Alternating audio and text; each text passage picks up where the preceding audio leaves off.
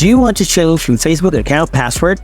If yes, here's a step-by-step guide on how to change your Facebook account password on your iPhone or Android. So, let's get started. To do that, open the Facebook app. Tap on the hamburger icon. After that, tap on the gear icon at the top right corner of the screen, and then tap on See More Account Center. Here, you will get a password and security option. Tap on it, and tap on Change Password option. Select Account, and you will get the password changing interface. Now, enter your current password and new password. And at last, tap on the Change Password, and your password will be changed.